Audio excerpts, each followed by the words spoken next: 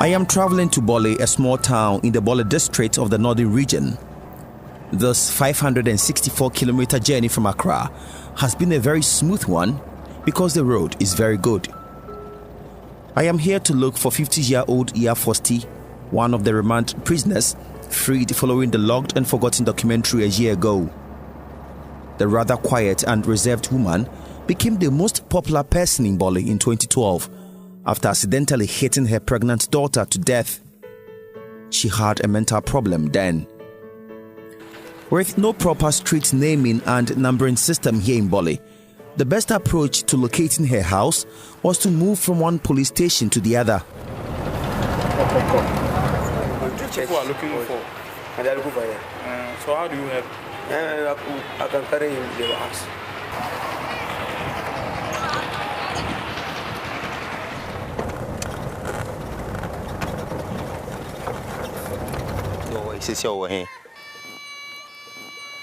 Oh, okay. Oh, okay. Luckily, after asking a few more people, we ended up in Iya Fosti's neighborhood. As I got closer to her heart, I saw Iya Fosti. She had already spotted me from afar. She left all she was doing and ran to hug me. I want to say.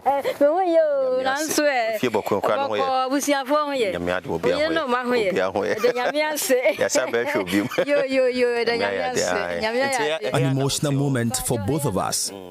It felt good to see Iya Fosti smile and look happy. A clear departure from the past when I met her at the Tamale Central Prisons when she could barely talk without shedding tears.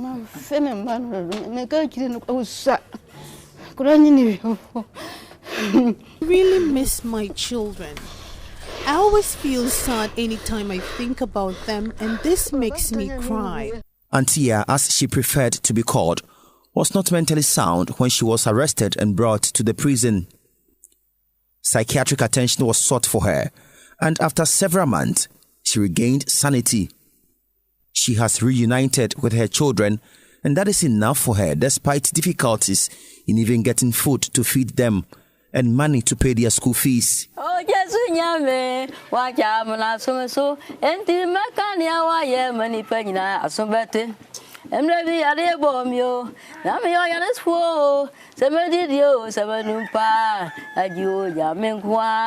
Fosti has not ceased singing this song ever since she was released. The summary of the song is that God has been merciful. God's favor located me. I was an outcast and was not needed in society, but God found me. I was sick, but God healed me. Lord, I am forever grateful to you. Auntia recounts how she got her freedom. 21 days. Now I'm born in 3 days. I call court. I prayed and fasted for 21 days. 3 days after, I was sent to court. When I was called into the witness box, the judge just looked at me and said, "I've freed you, so go home."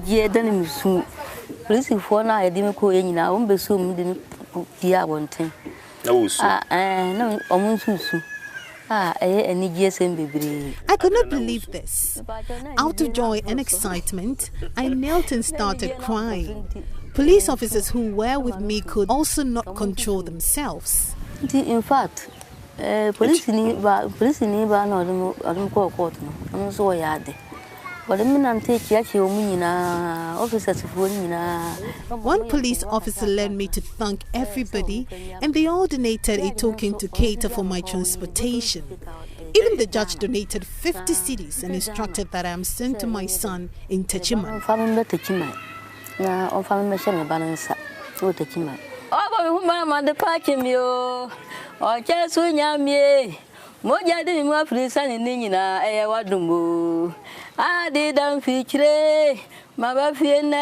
She has every right to be this excited because there are still scores of mothers like her who have been locked and forgotten in our prisons. Their children are paying the highest price for the incarceration of their mothers. Iya Fosti's 6 children went through a lot of emotional challenges. We really went through difficulties after her arrest. Though we're into farming, I can tell you that at times I could not even get food to feed my siblings. Life was not easy, but God saw us through. Gifty is married with 4 children, so she had the burden of looking after her children and her siblings at the same time. It got to a point, the burden was too much, and she could not bear, so some of her siblings had to drop out of school. Her mother Yafosti wonders where help will come from to put her children back in school. Oh, okay. They were very young when I left them, but I came back to see them very grown. Just look at my last born. I'm so excited I came to meet them. I'm however sad they have dropped out of school. They were very brilliant, but with no money, they are unable to go back to school. That saddens my heart.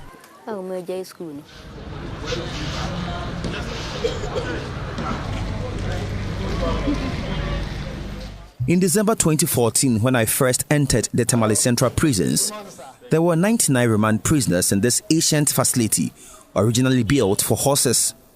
Then, 40-year-old Halidu Bukari was the longest serving remand prisoner. She had stayed in this pungent cocktail of urine, body odor, heat and filth for almost 8 years. Halidu was on remand over the death of his 2-year-old daughter. Attorney General bring bail of indictment, and inside bail of indictment they say that I intentionally killed my daughter. Well, a few weeks after airing the logged and forgotten documentary, Halidu Bukari got his freedom. He has since joined his family in a village called Namasim, located around Gambaga in the northern region of Ghana. Luckily, it was not too difficult locating the village and Halidu's aged father. Unfortunately, Halidu had moved to one of the surrounding villages in search of job. His father promised getting him for me the following day.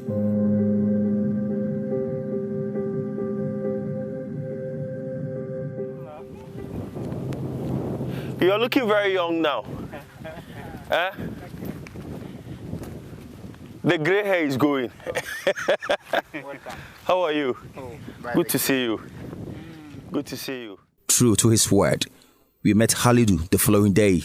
His heart desire was to leave the 4 corners of the Tamale Central prisons and reunite with his father and daughter one day. The desire came to pass, and he remembers the processes that led to that. I was wonderful how my father managed to be there that day. So that day, true, I was gladly that I am out. So even it makes me like a dream, and I didn't understand, but I realized that it is a true. So I was glad that day, true. Halidu, before his arrest, lived in the same house with his wife and 2 children, his father, mother, and his stepmother. Unfortunately, the 2 mothers died whilst he was in prison. Halidu's wife also left, leaving behind his father. Ahana, me old man da, nti enura me ba ahana me sumiko ba o hweda no muside sitia. My father sleeps in this room. I join him here anytime I'm around. Ahana me old man. Ewo. He lives here alone. I slept here last night. Onunkwa. Nti mi ba hanon be den. Ahaya na me be misumi be bedaya.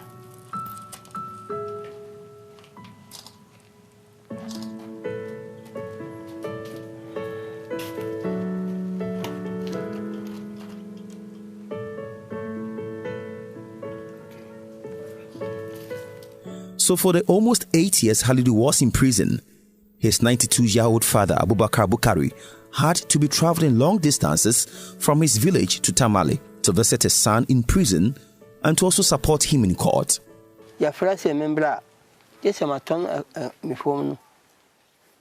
Anytime they called me to come to court, I had to sell an acre of my farm and use the money for transport since I did not have anything. On a good day, I could get 20 cedis for selling an acre. I was always present anytime they called the case, but they always adjourned hearing. This continued for close to 8 years, and I always sold part of my farm and used the money to cater for my transport. Now I have just an acre of farm I depend on.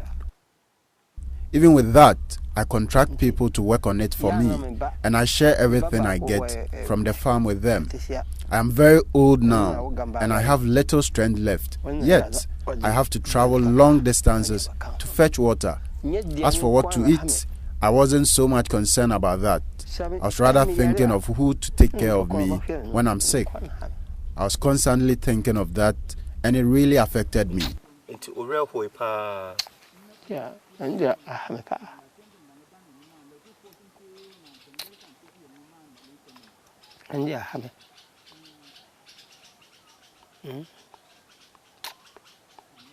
Halidu looks different from when I first met him in prison. He has lost weight and has become darker and does not look healthy. His eyes has changed color. It has turned yellow. Halidu says outside the prison has been worse for him. Since I came and I didn't know where I live, I have nothing and I don't know how to do. So that's where I begin to confuse, and I didn't know how to handle myself again. I can't handle my situation. So sometimes I think something evil, but by the grace of God, I still pray God that God should grant me grace. God should give me grace so that I should not fall to where my enemies want. So like at times you feel temptations like what? Evil like what? Temptation. The time I came through, sometimes it makes me like, even if I die self, it better pass my be in the world. Because but by the grace of God, I try to manage so that I will not follow what my mind is telling me. Now I have nothing. I don't have anything. Even the sleeping place, sometimes the food that I will chop is a problem. What happened to your hand? This is my hand. I went to farm and it was maize to block. We are taking maize there, to having a maize. Mm-hmm. So through the, I just want to, because if you are having, sometimes some of them is, unless you use cutlass more. So I don't know how it happened, and I just cut my own. And so, was it very serious? It was seriously. The blood came out until I collapsed. You collapsed? It was not easy. See, until now, the thing has not, I didn't get any good treatment. And I need to go back to hospital for doctor to check very well for me. I'm still feeling pain. I panicked when I saw the wound. The cutlass cut through his vein and it is still swollen. Halidu cannot do anything with that hand. The worst may happen if he does not get any help. Just opposing Halidu and Yafosti's situation, it is clear that Yafostis is somehow better off. Yafosti and Halidu Bukari are among some 220 remand inmates from across the country who got their freedom following the Locked and Forgotten documentary. The Chief Justice of Ghana, Theodora Georgina Wood, was instrumental in all of this. She heard of the Locked and Forgotten documentary. She invited me to her office to officially present a copy of the documentary to her. She was very concerned about the issues raised in the documentary and promised to do her best to fix the problem. I have decided to speak to you on this, given the centrality of the issue to the hearts of Ghanaians and my own lamentations following the graphic images presented by the recent media documentary of Mr. Seth Boateng of Joy FM, and in respect of which I make the following suggestion.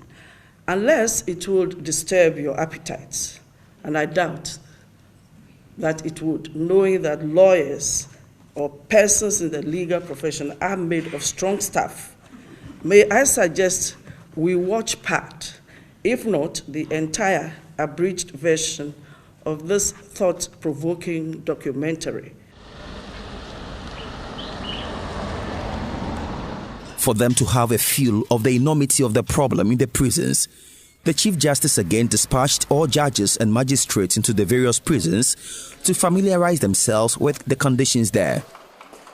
Definitely not a comfortable instruction to some of the judges and magistrates.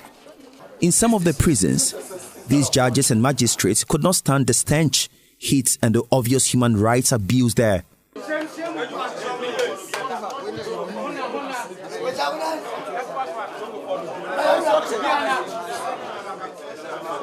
They wondered why human beings must be compelled to live in such terrible conditions. I feel devastated by the horrible things I saw in the cells. I mean, like what? The number of people gathered in one cell. I mean, a cell that should have maybe taken about 10 people have about 80, 90. And it's horrible. And it's not the best. It's inhuman. I see it as not the best. So if you knew this before, would you have still remanded people? No. No. I have never been here before. This is the first time I am coming here, so it applies to me. I also didn't know. So when you leave the four corners of this prison, would anything change in your court? Yes, it will. Like what? I mean, especially with the remands. We will have to be cautious when we are remanding people. Appeals Court Judge and Chairman of the Justice for All Program, Justice Clemens Hunyenuga, says the Chief Justice wanted to achieve something with those visits. Those judges and magistrates are taken to the prisons to visit the prisons, to see the conditions in which the prisoners live in, so that it could work on them. It could get them into making better orders when they get back to sit. That is, when they go back to sit, they will actually recollect the conditions in which they found the prisoners, so that it will work on them as to reduce the number of inmates that they send in there on remand. Yes, and it has really worked. It has really worked.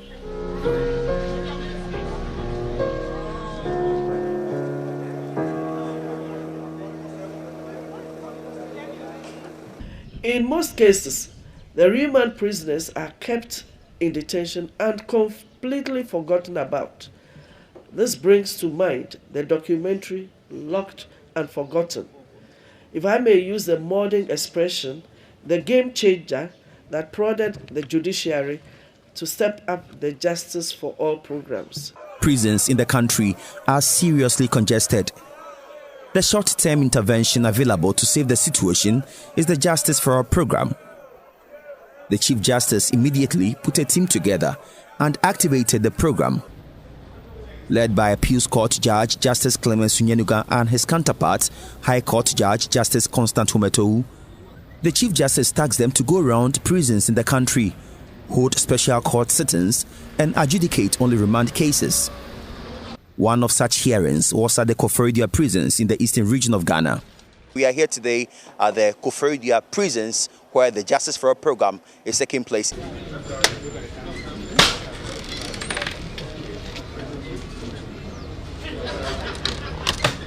It is like a normal court sitting with judges, state attorneys, court clerks, interpreters, police prosecutors or investigators, as well as legal representatives for all the accused.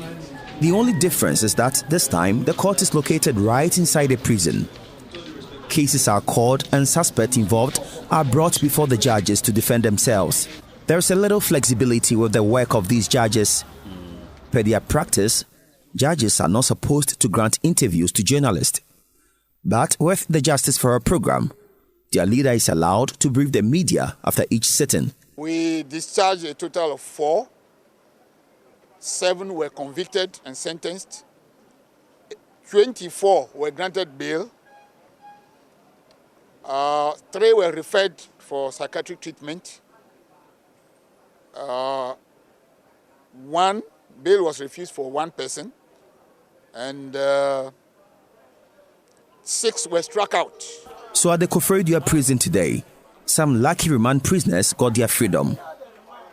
Their dream of one day leaving the walls of this prison materialized.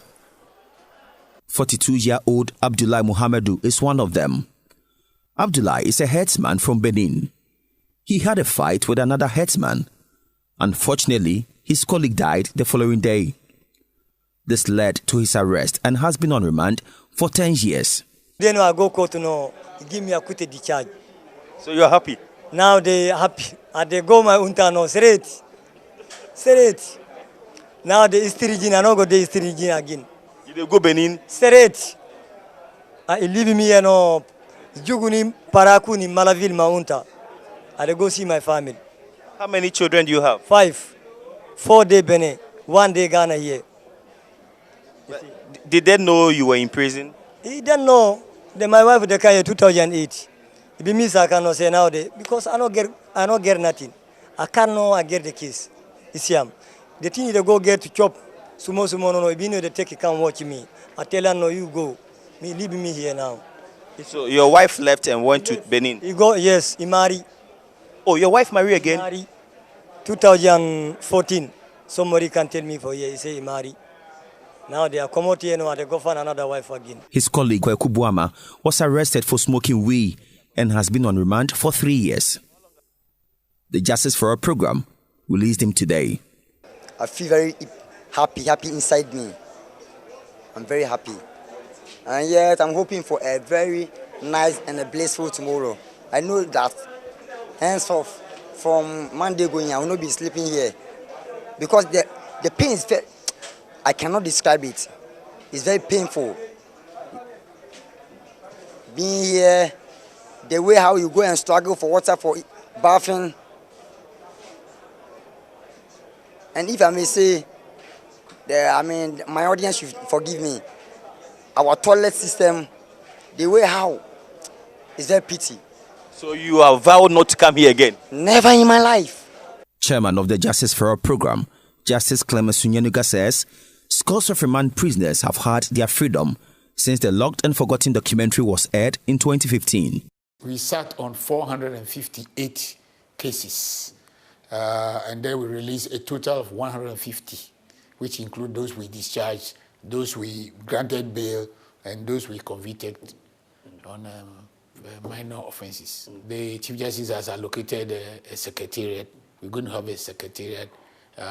The office has been allocated, and the necessary renovation is being done. And very soon we are going to have a secretariat. For Justice for All. For Justice for All program.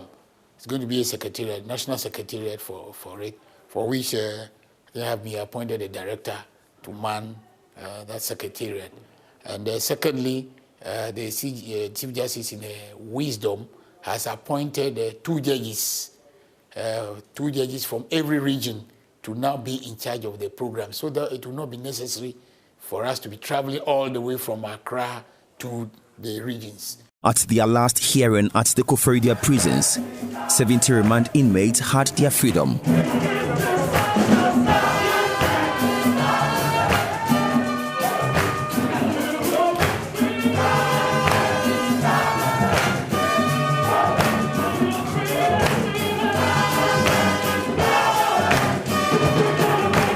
As remand inmates in the various prisons hailed the Justice for All program, the Chief Justice says there are others who are doing everything possible to demonize the program. We note with concern that most of the publications are wholly untrue. Cynicism, the publication of falsehoods or untruths, overgeneralization or exaggeration, augurs ill for building strong institutions of state. We would plead that those facts we intend to rely on to make far-reaching statements are first verified in order not to demoralize the hard-working members of this program. To get judges and magistrates appreciate the enormity of the remand problem as well as the human rights abuse in the prisons as a result of the congestion, the Chief Justice again directed that refresher courses be organized for all judges and magistrates across the country. High Court Judge Justice Constant Ometowu, who is part of the trainers, says the impact has been huge. In the past, you could see a lot of billable offences in the document that we received from them. But these days, you hardly see billable offences. That, again, is scientific proof, if I may say so, of the fact that the training is having a positive impact on the judges and magistrates. Even on us, those of us who facilitate the training, we receive a lot of feedback from them. They share their challenges with us, and we all brainstorm and come up with solutions to mitigate the situations that we meet on the ground. So basically, it's positive. The Prison Service Council, very concerned about the situation in the prisons, decided to present a copy of the documentary to President John Mahama and also invited him to visit the prisons and see for himself conditions there. Yes, I will, the president assured the council, and on 3rd July 2015, he honored his promise and visited the Nsawam medium security prisons. History was made on that day since it was the first time a sitting president was visiting the prisons. Like Jesus' triumphant entry into Jerusalem, the inmates with shouts of joy, applause and music welcomed the president. This meant a lot to the prisoners, especially those in the condemned cell, since some, for the first time in many years, got the opportunity to step out of their cells and enjoy a different air. Touched by the plight of the prisoners, President Mahama assured them they will not be forgotten. It is not easy to be locked away. It is a difficult thing, but the worst thing of all is to be locked away and to be forgotten. The message I bring you today is that you're not forgotten, and I've seen with my own two eyes what I have heard many a time about the conditions in our prisons. And I'd like to thank the two journalists that were acknowledged by your representative when he spoke, because I think those documentaries touched the hearts of people. At this point, the deplorable and inhumane conditions in the prisons had gained nationwide attention and public discourse had reached its peak. The discussions centered on what could be done to make our prisons more habitable. Money and other resources definitely the way out.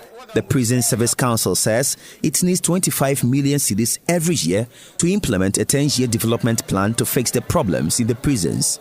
The council launched what it called Project Efiase, a program to help solicit funds and other support from corporate organizations, benevolent individuals, and institutions to revamp the service. At the launch, President Mahama reiterated the need for prisons in the country to be given the needed facelift they deserve. There are people there who really don't belong there. They are innocent, but circumstances can make you end up in prison. Especially for us politicians. In the 70s and 80s, and even now, it's been fashionable to advise us to rehabilitate the prisons because we don't know when we will end up there.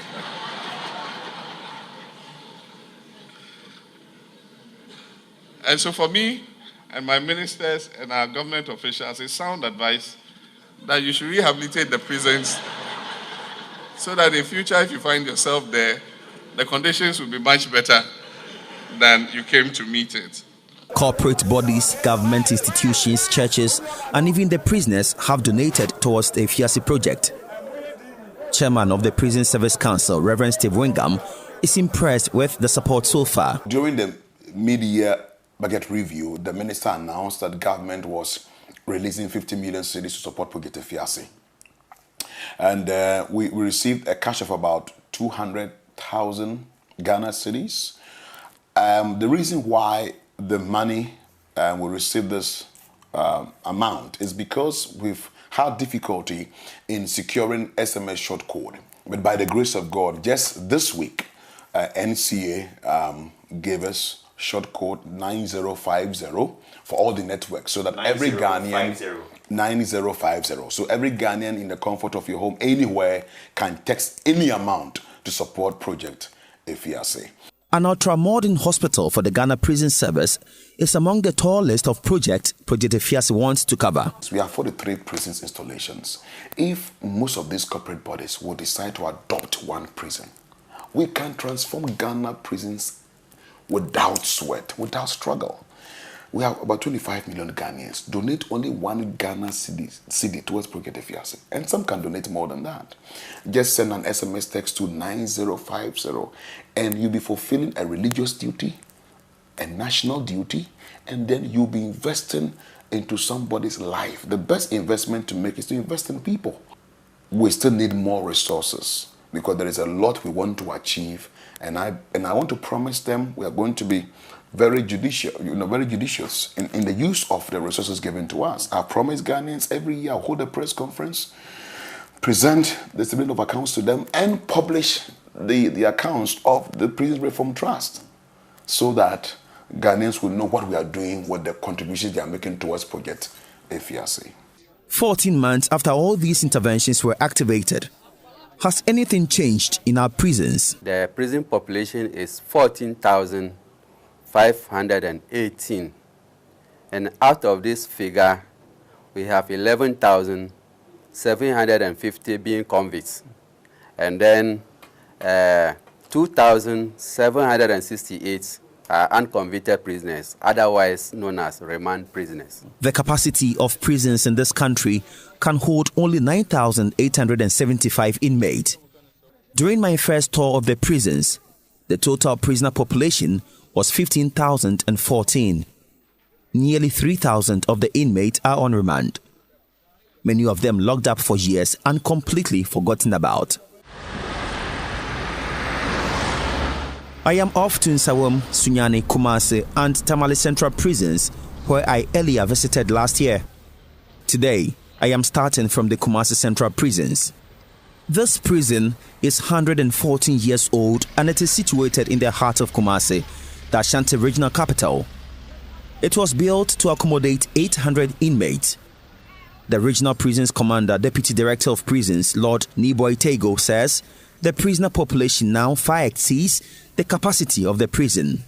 Now the remand alone is almost 625, and then we have convicts 1,600 plus. How is it like to manage all of them? It's not easy. It takes the grace of God to manage all of them.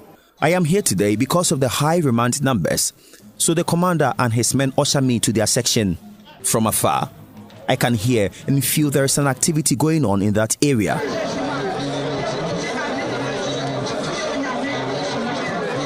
Intense prayers underway in the remand block of the Kumasi Central prisons.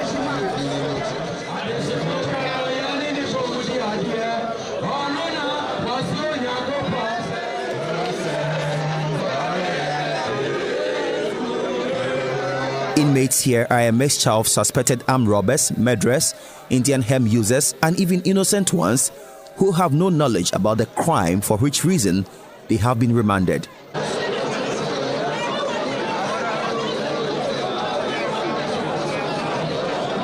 Their songs and prayers remind me of Paul and Silas in the Bible, who were imprisoned but sang and prayed until an earthquake shook the foundation of the prison and its doors opened and all of the chains of the prisoners fell off. None of those prisoners ran away. I wonder if inmates here can behave this way should a similar thing happen. The overcrowding situation in this side of the prison is simply indescribable, and inmates here breathe a different kind of air. This remand area was created to originally accommodate 400 detainees, but now 625 inmates share a compound as small as a volleyball field. Majority of them are very young, perhaps between 18 and 25 years, and they are mostly first-time offenders, and they committed what was referred to in the past as non-bailable offences, as Superintendent Justice Esuman of the Paralegal Unit confirms. Out of the 625, 518 of them are those facing offences that are non-bailable. 518. For instance, you take narcotics, 149, murder, 102, robbery, 220, and rape and defilement, 47. Some of these offenders have been on remand for 9 years. 35-year-old Kwabena Donko is one of them, and he was arrested in 2007. He is the longest-serving remand prisoner in the Kumasi Central prisons. Kwabena Donko was charged with murder after someone he fought with died. His case is always adjourned anytime he's taken to court. This causes him a lot of pain.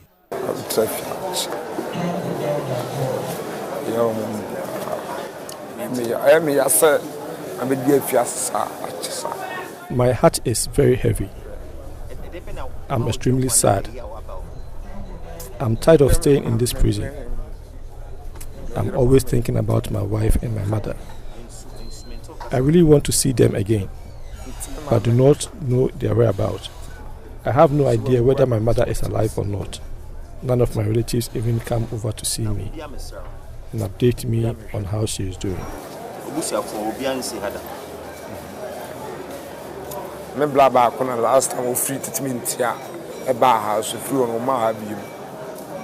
For the 9 years he has been on remand, he has never set eyes on his wife and his 2 children. Kwabena wonders if he will be able to make them out when he finally sees them.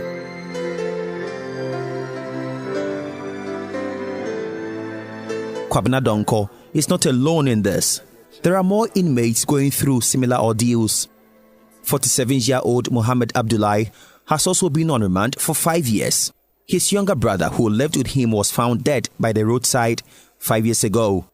Mohammed and his wife were arrested for being behind that tragic incident. The sad part was that they had an 18-month-old baby who was still breastfeeding. Mohammed's wife was granted bail 18 months after, but Mohammed remained in the prison. 2 months ago, he was granted bail by a Kumasi High Court, but Mohammed has not been able to meet the bail condition. The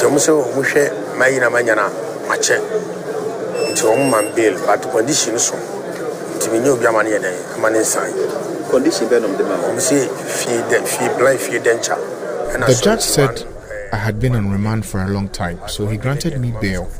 But the condition was too high and I have no one to sign for me. The bill was to the tune of 100,000 cedis and I needed to produce an indenture on the house. For the 100,000 cedis, my family is ready to sign. But the problem is the indenture. We don't have any property we can use for that. 1 billion there, many will be, but a dying people in there, new be our bed. Some children of detained suspects have dropped out of school. Families of detained inmates suffer stigma, while others are in debt because of the detention of their relative. Wives who have their husbands in remand have assumed new roles as family heads and breadwinners. For Mohammed, the education of his children has abruptly ended because of his detention. All the inmates here look forward to the day they will have their freedom. They need their freedom not only because they have missed their respective families, rather, facilities in the prisons are inadequate. The congestion here has affected everything, from sleeping space to places of convenience. 26-year-old Michael Jesse and Mohammed Abdullahi tell me more.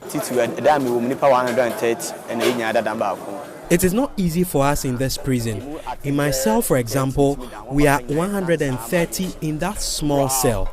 Only 30 inmates have spaces to lay their heads. The rest of us stand till daybreak. Some of the inmates have tuberculosis, yet we share the same room and drinking cups with them.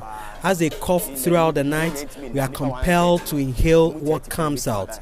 We wake up every morning with our clothes soaked with sweat. It is not easy for us at all. The population here far exceeds facilities in this prison. Where to ease ourselves is a big problem. Every morning, you will see long queues in front of the toilet. It will surprise you to know that some people in the queue soil themselves even before it gets to their turn. According to the United Nations Standard Minimum Rules for the Treatment of Prisoners, all countries have an obligation to observe certain basic human rights standards in their prisons. Standards regarding the conditions of detention must be observed regardless of a state party's level of development. The UN demands a minimum floor space and cubic content of air for each prisoner, adequate sanitary facilities, clothing which shall by in no manner degrading or humiliating, provision of a separate bed, and provision of food of nutritional value adequate for health and strength.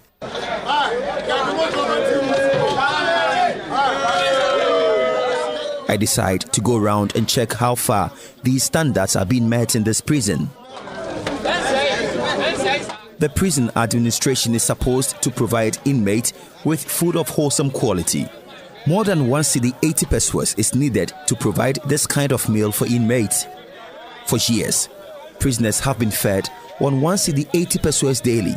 Director General of the Ghana Prison Service, Emmanuel Ajato, says this amount is woefully inadequate. Even a child, if you feed a child on that money, he will the child will not be satisfied. How much more an adult? So we are talking with authorities to increase the money. Until all these things are done, inmates will continue drinking watery porridge without sugar and either eat their famous gari, which goes with a kind of colored water mixed with palm oil, supposed to be palm nut soup, or bankun, which goes with what I would describe as improvised groundnut soup.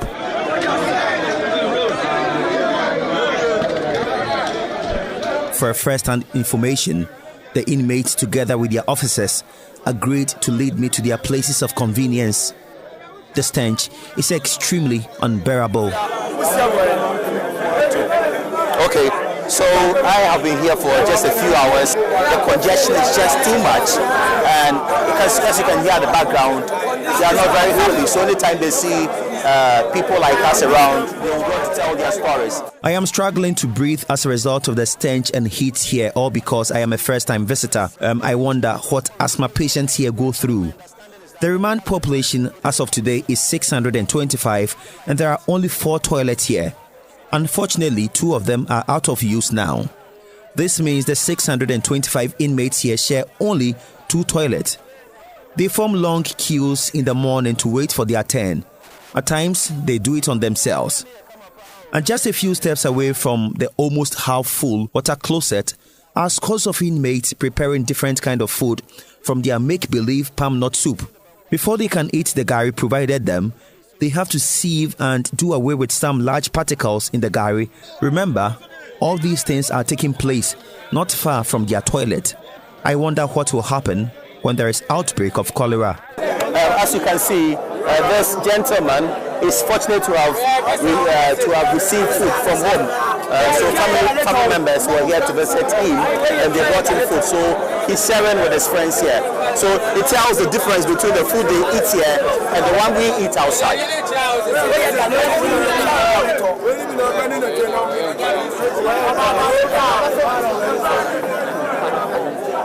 Remember, the remand area of this prison was designed for 400 inmates, and now their number is over 600.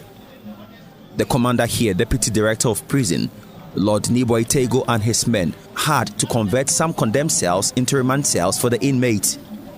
He takes me round the condemned cells, now remand cells.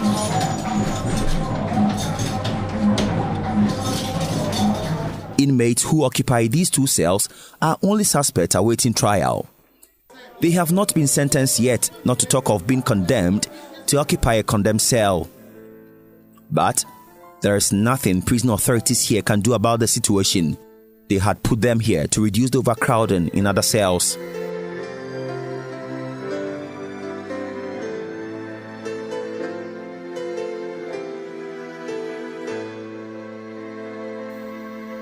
Sleep is essential for a person's health and well-being, and many people look forward to the evening so they could sleep and relax their bodies. In this prison, however, the most torturous moment in their life is when evening is approaching. Where to lay our heads is a problem, so we sit from 4:40 p.m. till daybreak. My parents have houses which are not occupied, but look at where I am. I sit in the midst of about 50 other inmates till the next day. Please help me get out of here. I'm suffering. So what could be the side effect of not getting enough sleep? I go to the Konfonochi Teaching Hospital for answers. I meet Dr. Vincent Ativo, a consultant orthopedic surgeon. He has answers. If you don't get much sleep, there are a lot of side effects. One, you are not going to get the energy needed to work with. That's one. Two, your emotional alertness is going to be affected. So what is that? It means that your capacity to think well is going to be affected if you don't have good sleep. So you can see, thinking about maybe driving, doing any manual activity, you're not going to concentrate. Any physical activity, you don't have the energy. You can see your whole productivity is going to go down.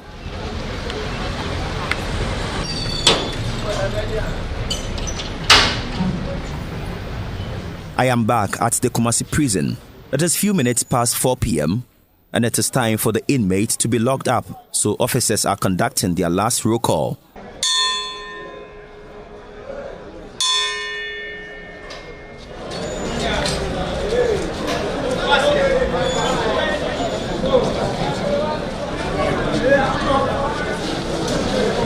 Inside the cells, the picture looks horrifying.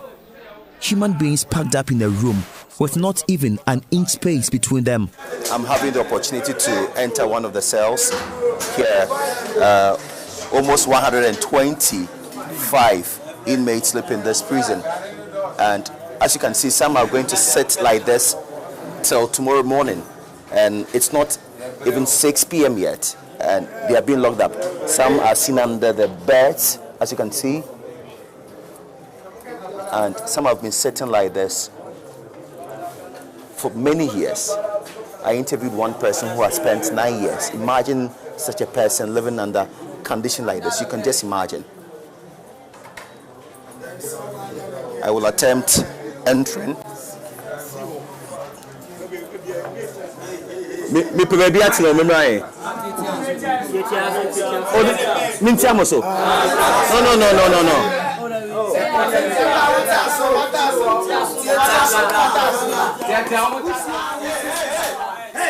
Sammy Moko. No, you're sorry.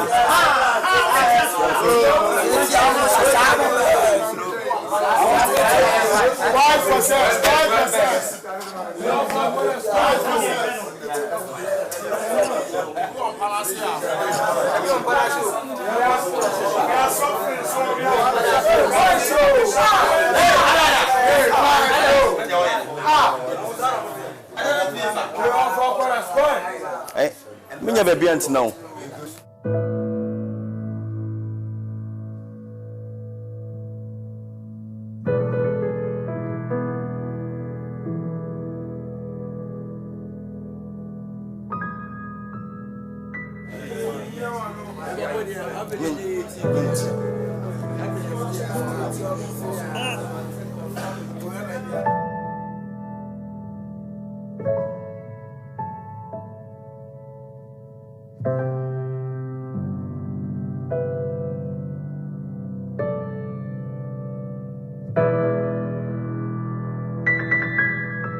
Sorry.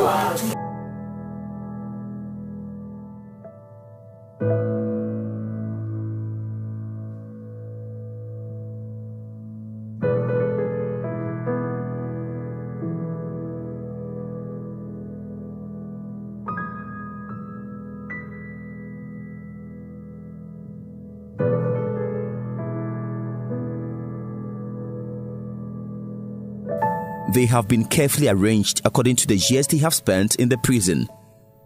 The leader of this cell, Isifu Musa, says there are names for each sleeping position.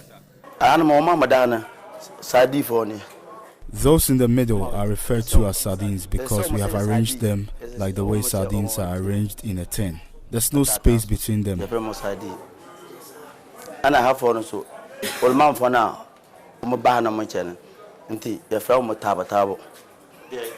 On my extreme right are the elderly and those who are not well. We call them tabo tabo. The aged sleep there.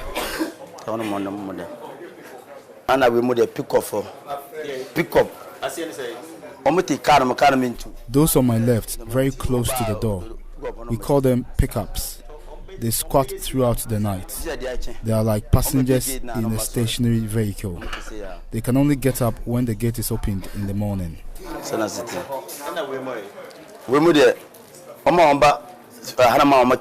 For those on my left, very close to the wall, they have been here for over 4 years.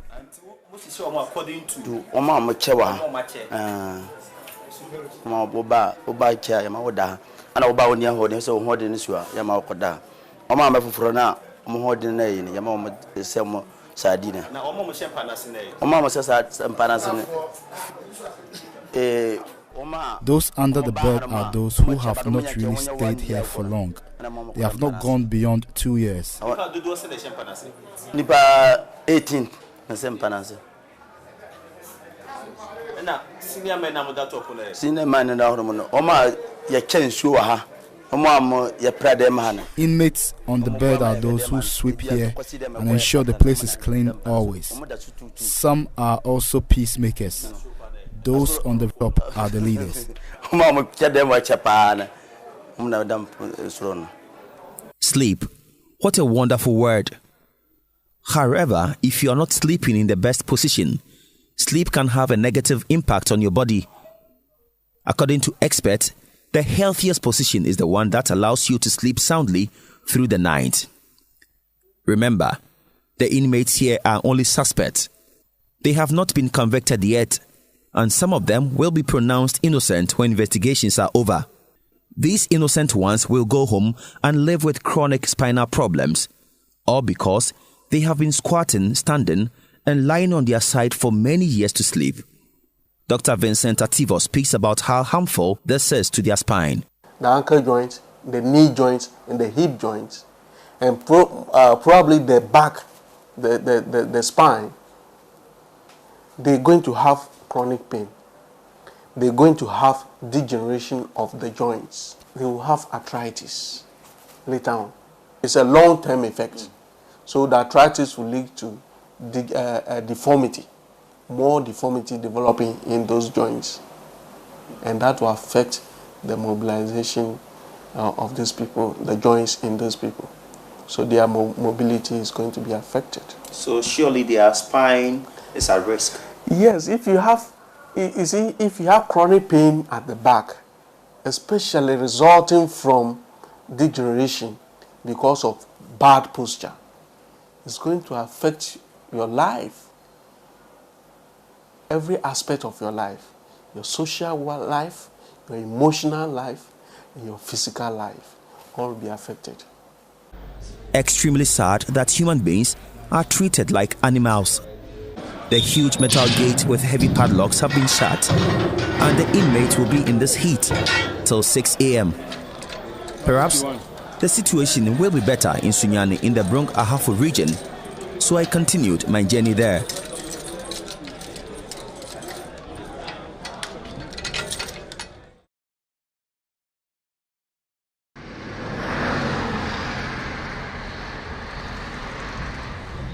Sir. 909 inmates were in this prison the last time I came here.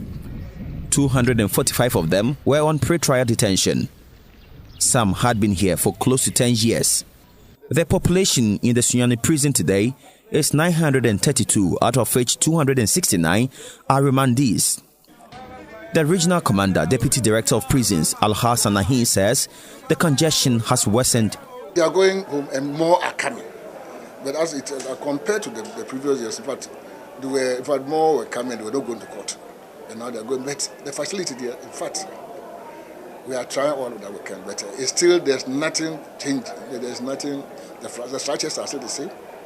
So, once they will have the same structure and more prisoners are coming, they will still have to contain them that way.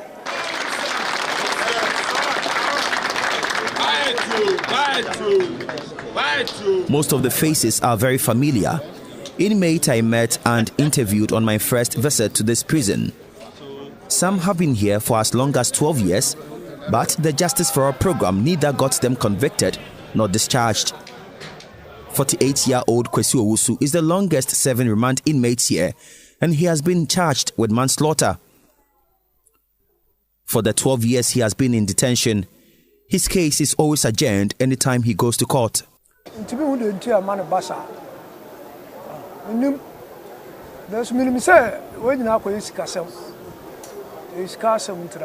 I don't know why my case is always adjourned. I think it's because I don't have money to hire a lawyer. That could be a reason, and I have no one to help me. Prison assistant to say, hey, who's in the area? I made the Mabeda, my family. So, any pen and come here. I was taking care of my family. Now that I'm here, there's no one to help. It's not easy to be here. Life is really tough in the prison. It's unbearable.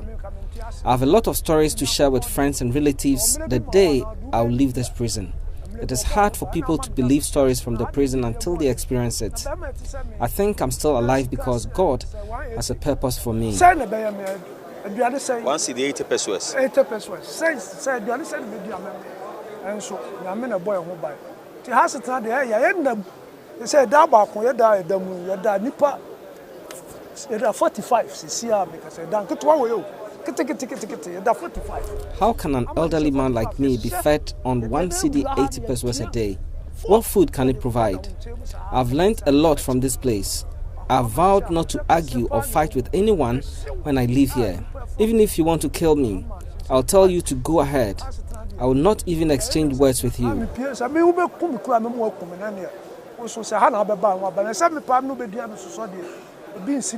He doesn't know the whereabouts of his wife and 6 children.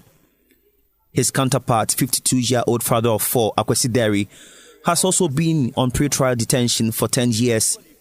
He is here because of a suspected murder case. He also doesn't have a lawyer. For almost 2 years, Akwesi has never been taken to court. The judge who handled his case was transferred. The new judge asked that he was not brought before him again. According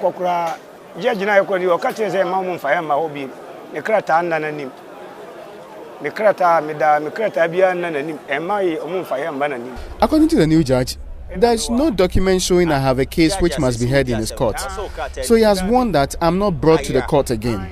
Because of this, for almost 2 years, I have not been sent to court. I am told the old judge, who was transferred, went with all our documents. The prison officers will confirm this to you. I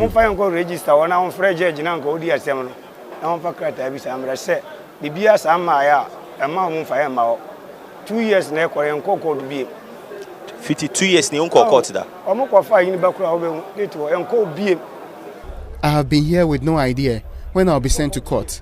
The judge told the registrar, until the old judge brings all the documents, we should not appear in his court.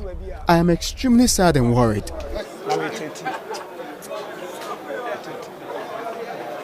2 years. 2 years. It was a Nico date. State in this one.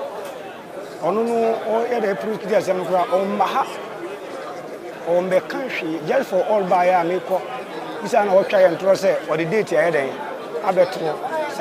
I just don't know what to do. The prosecutor, who is handling my issue, has not even come here to follow up on me. When the Justice for All team came here and I appeared before them, the prosecutor lied that I had been given a date for my case to be determined, and so I was sidelined.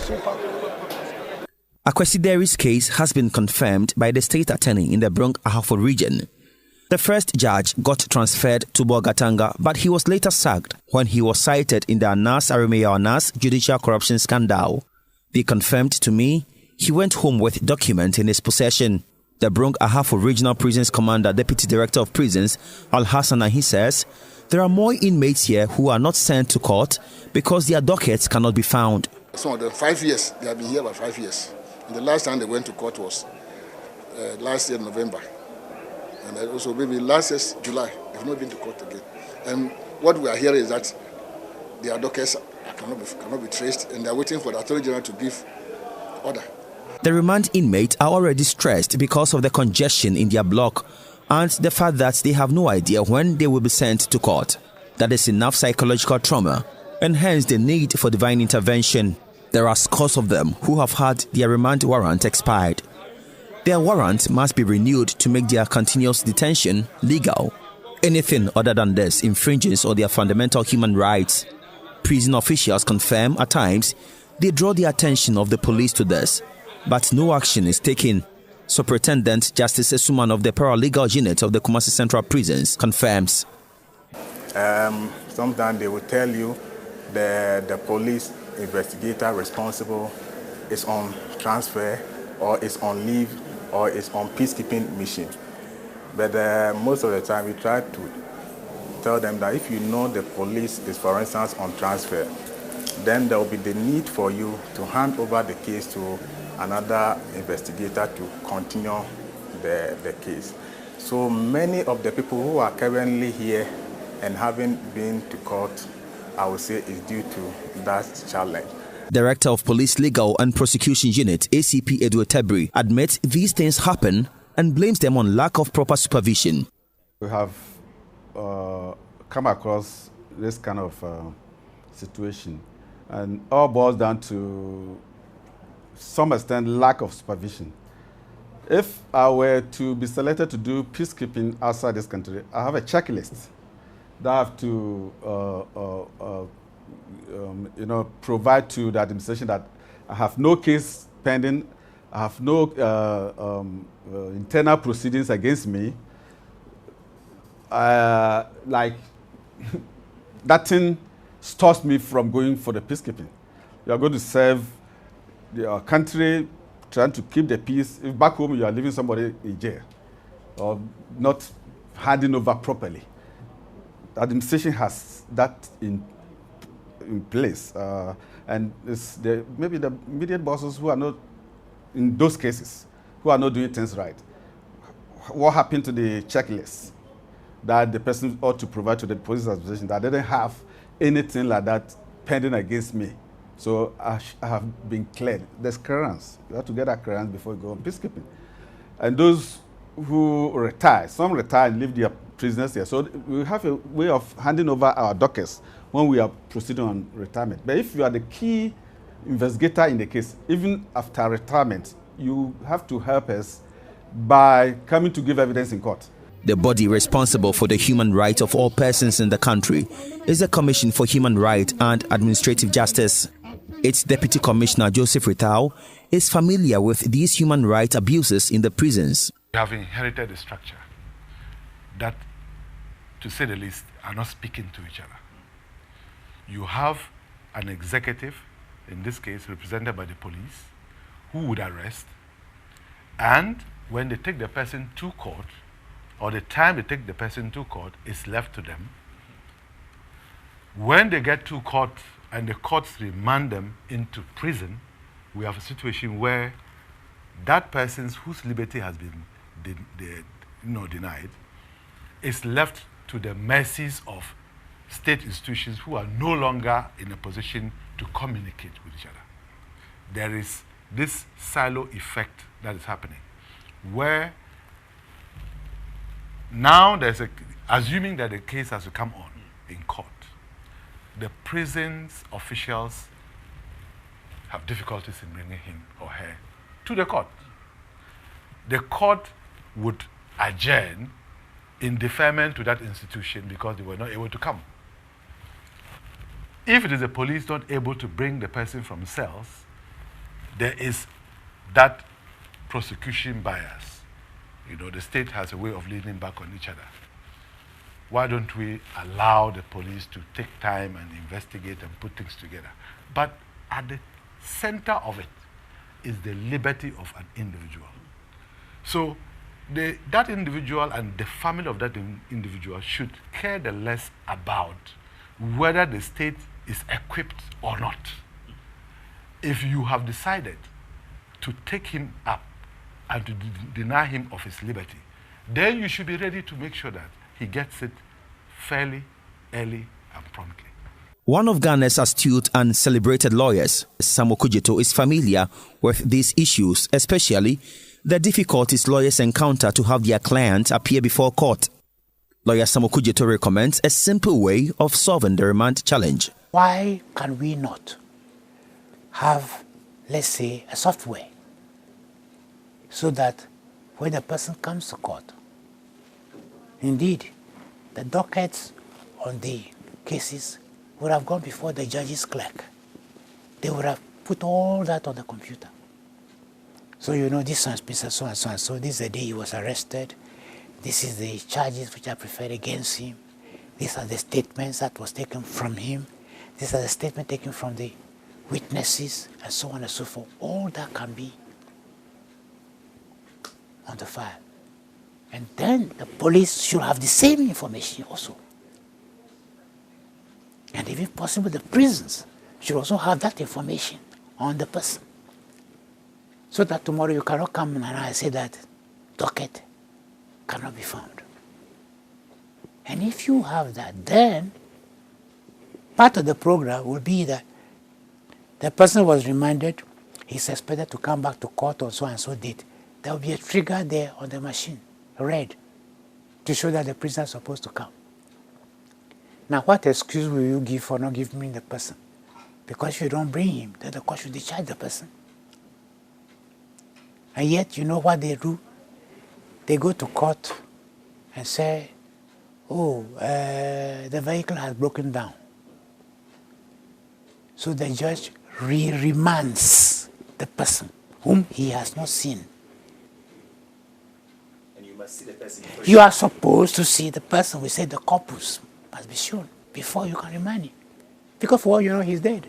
Deputy Commissioner of Sraj, Joseph Ritao, says there is a technology like that in the offing. I know that there's a UNDP-sponsored program where all the institutions under the Attorney General, the police, the judiciary, the prisons, are expected to now, there's supposed to be a digital system that is supposed to, a case management system that is supposed to ensure that when the police arrest somebody, all the institutions will know when the arrest took place.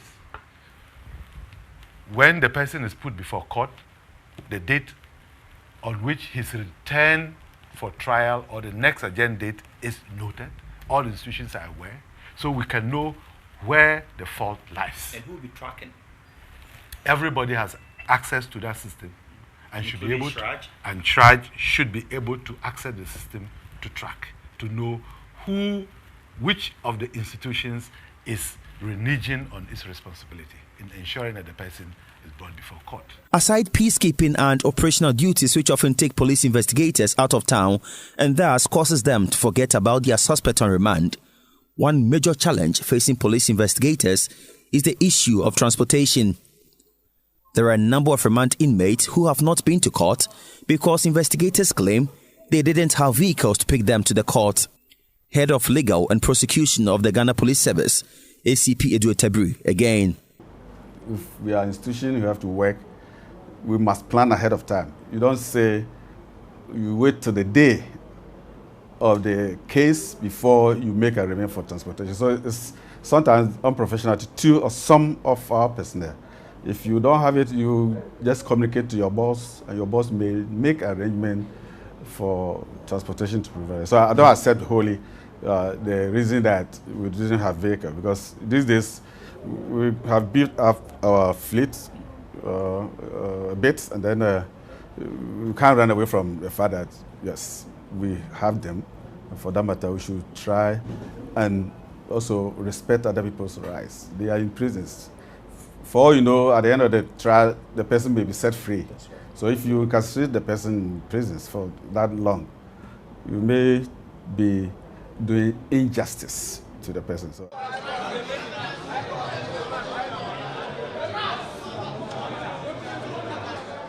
The Sunyani prison, just like the Kumasi prison, is congested, and this is because of the remand population. Remand inmates here also panic when the night is drawing nigh and shadows of the evening steal across the sky.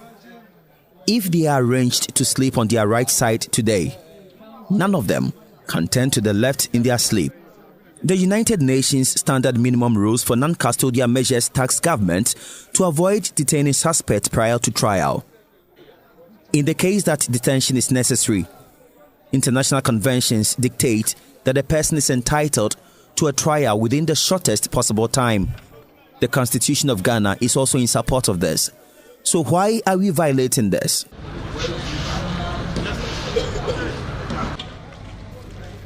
It is a new day here in the Tamale Central prisons. The doom and gloom of the night have given way to light, a symbol of hope. In this prison, however, some remand inmates have lost hope. Some have no idea when they will be put before court, access bail, or regain their freedom. Morning, sir. It's a Friday morning on law. 273 inmates in local custody. This includes 5 lifers and 15 female prisoners. Sergeant Dominic Usa local reporting. I'm showing you 12, sir. Yes, sir. Welcome, sir. Yeah, thank you. Oh, sir. Yeah, welcome. That is the Northern Regional Prison Commander, Assistant Controller of Prisons, Robert Awulungutu. All the prisoners now waking up to face the hardship embedded in this day are under his care. Outside. Outside. Mumra. Outside. Mumpwe. What? Outside. Outside.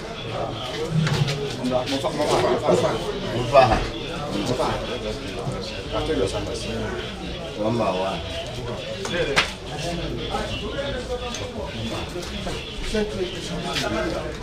Hey, come back there. I bet you take sense.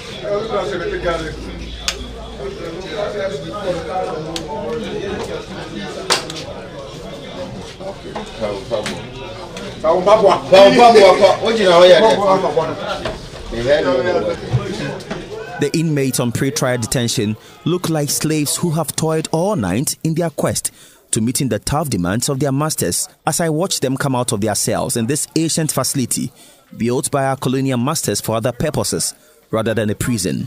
It is clear that none of them had even an hour of sound sleep, so they look restless. Yes, both the convicts and the remands have been confined. In the case of the remands, they have been confined again in the same prison. They are not allowed onto the main compound of this prison, unlike the convicts. There we go. Oh yeah, how are you? Kunkuni.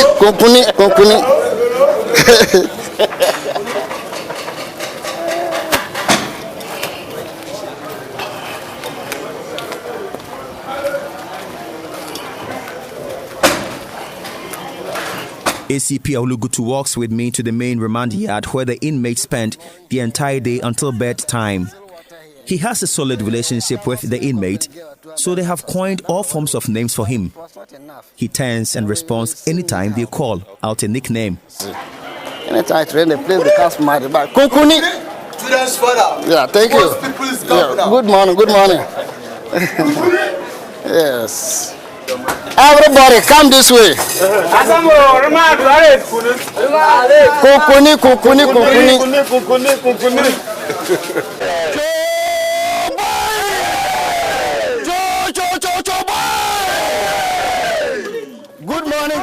morning. How are you all? When you see me here, I've come with good news. I have come with two other gentlemen. You know, this is Mr. Seth Boateng, a senior broadcast journalist. Yes. He was here.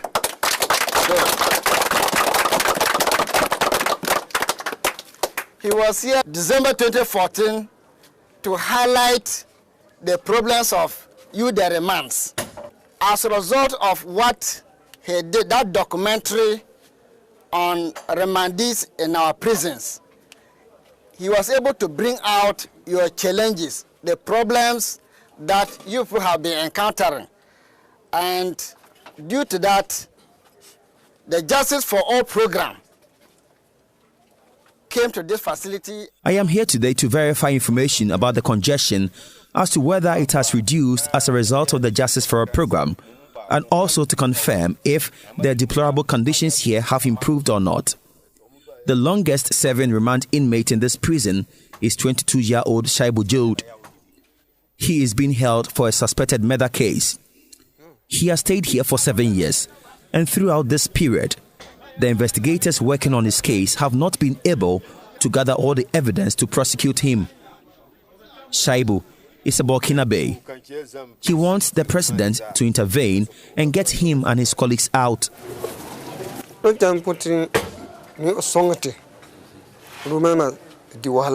A number of us here are innocent about what we are being accused of, because till date, they have not been able to gather any evidence against us. We are just here struggling. We are indeed suffering in this prison. Please intervene on our behalf and plead to the authorities to set us free. We are appealing to the President and the Interior Minister through you to have mercy. You helped us when you came here in December 2014. We were so excited. God has brought you back to intervene on our behalf. We can't thank you enough for all that you are doing for us. To further show the appreciation, I was surprised with this nice composition by one inmate known by all as Johnny the Goat. Seth Boateng,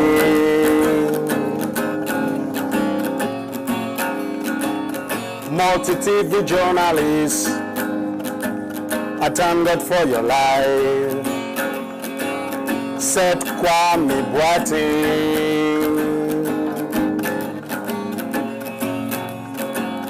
Joy TV journalist, I thank God for your life, for the good job you do, brother,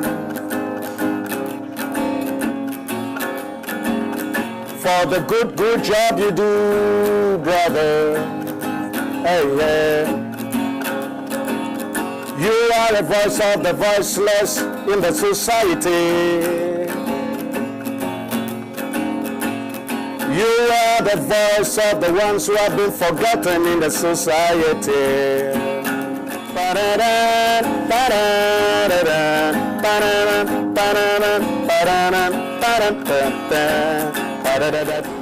I thank God for everyone working in Joy TV. I thank God, I thank God, I thank God, I thank God.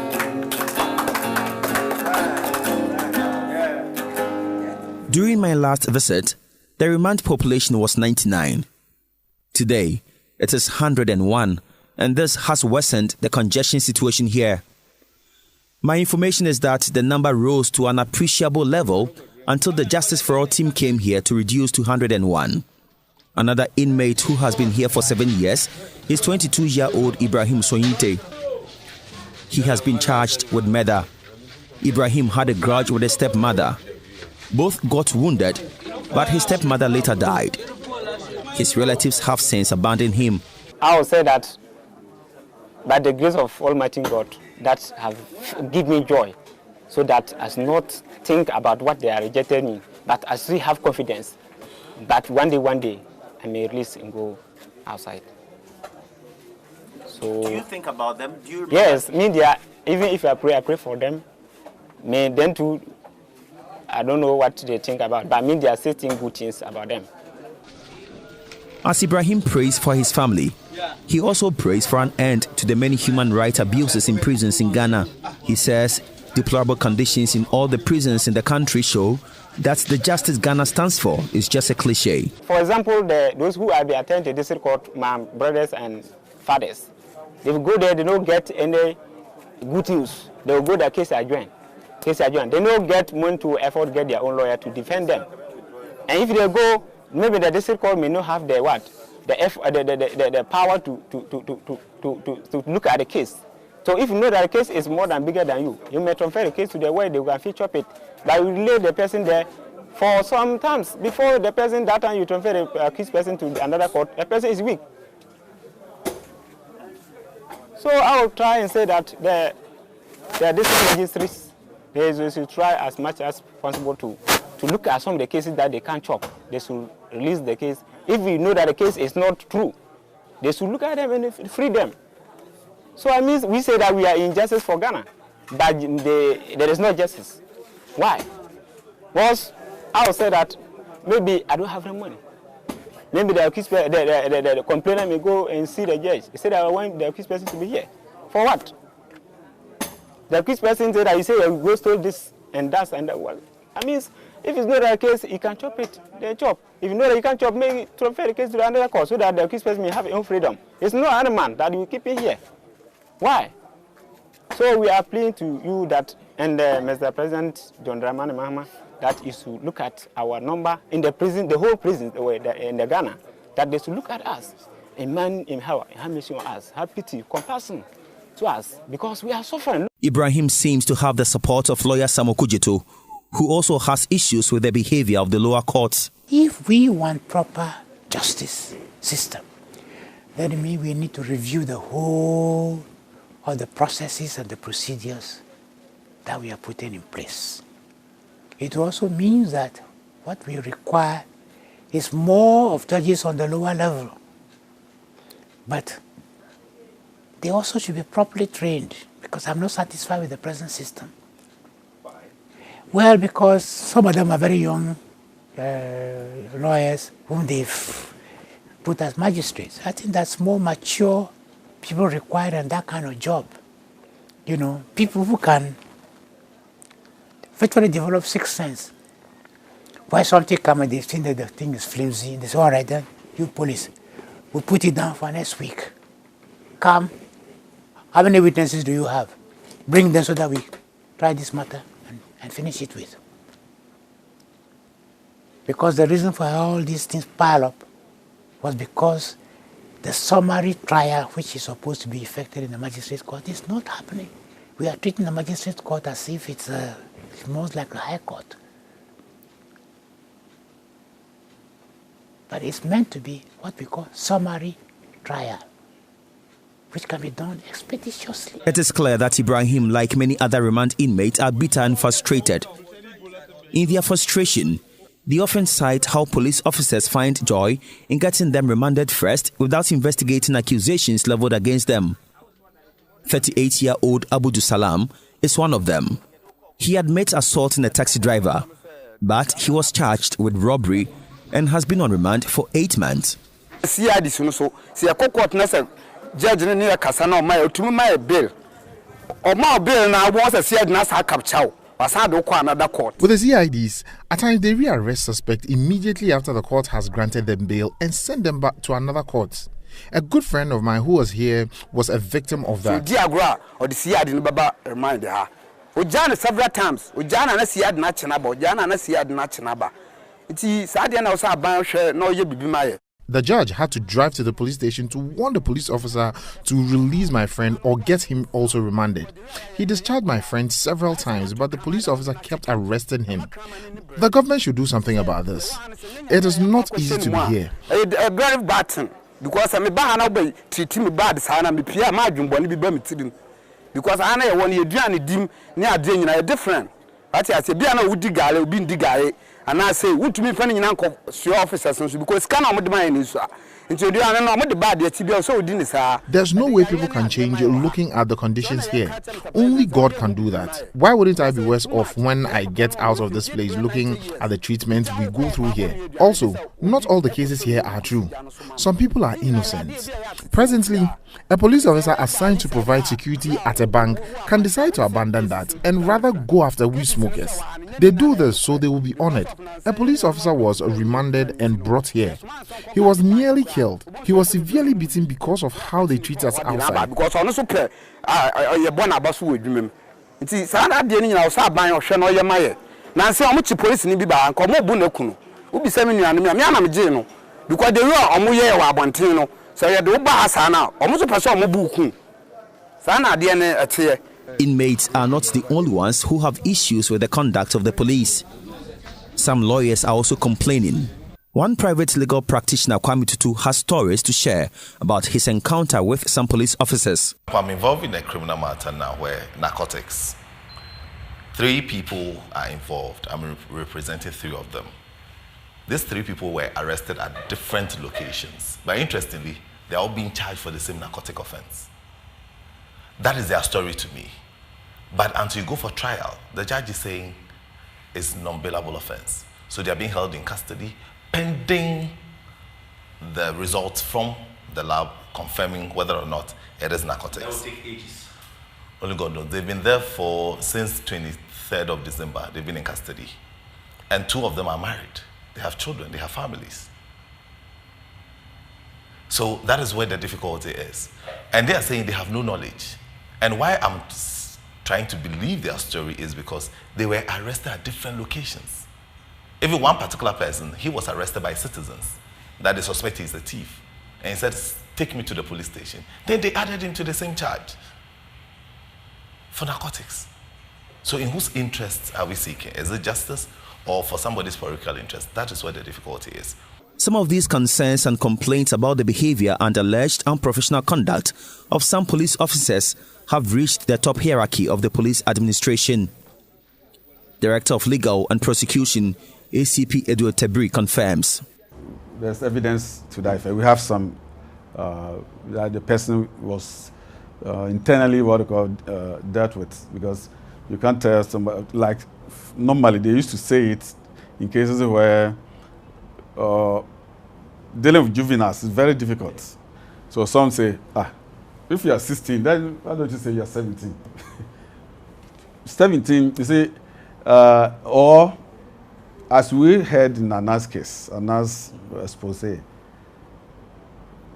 some allegation of the sort came. But we are yet to ascertain whether it was true that the police officer compromised in the age of the child, proposing the child was of age or he was not of age. So the offense, instead of say, rape, should come to what we call defilement or stuff like that. All these things happen because most remand inmates lack funds to hire legal representatives who will direct them as to what to say in court. The state, through the legal aid scheme, is supposed to represent these unfortunate ones. Regrettably, the legal aid scheme is also in need of a bailout, as the executive director of the scheme, Al-Hassan Yahaya Saini, confirms. We have now 21 full-time lawyers, and 5 of them are in Accra, 5 are in Kumasi, 2 are in Eastern Region, 2 are in Sunyai, and then 2 are in Ho, and there is 1 in each of the other regions. And the reality is that arrest is not limited to urban centers or regional capitals. So if the legal aid scheme is available only at the regional capital, then that is already a minus for justice delivery as far as criminal justice is concerned in this country. It ought to be available where the persons are. There are about 3,000 remand prisoners in prisons across the country, and most of them are counting on the state to provide legal assistance for them. With just 22 lawyers working with the legal aid scheme, what is the probability that most remand inmates will not be wrongfully incarcerated for lack of attorneys to speak for them? Thank you. Thank you. My tour of some prison facilities has brought me to Ghana's second biggest prison, the Nsawa medium security prison. Security, as always, is very tight.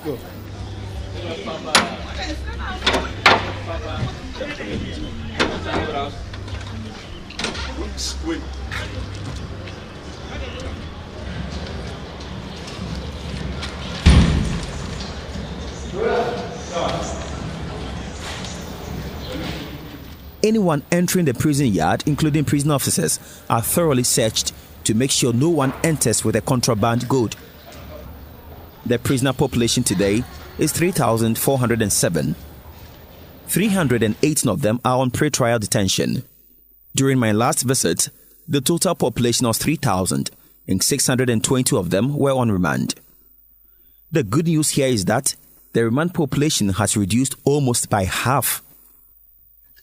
The Eastern Regional Prisons Commander, Deputy Director of Prisons, Isaac Kofi Ejiri, says the Justice for All program did the trick for them. Before the Justice for All program, we were hovering around 780 remand prisoners.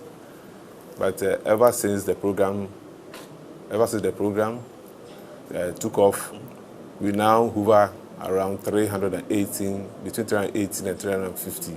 Currently, as per our records, we have 118 remand prisoners who have committed non-bailable offense. The rest can be bailed, and they are attending courts. Sadly, not all the remand inmates get the chance to be sent to court.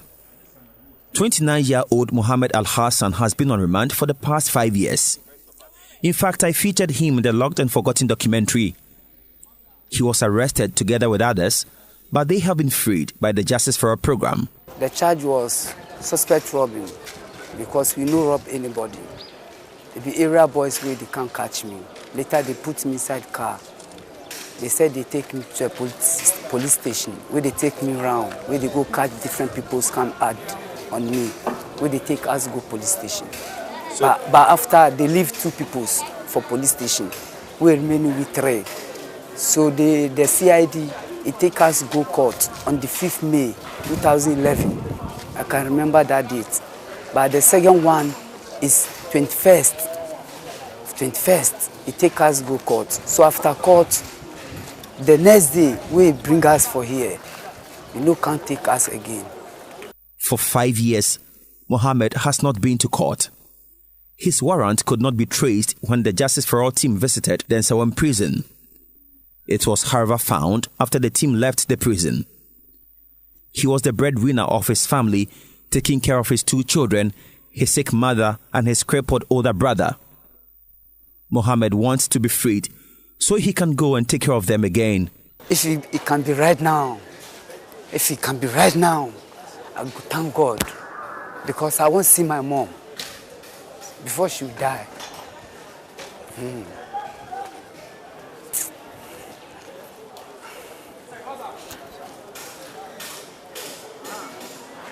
You miss your mom?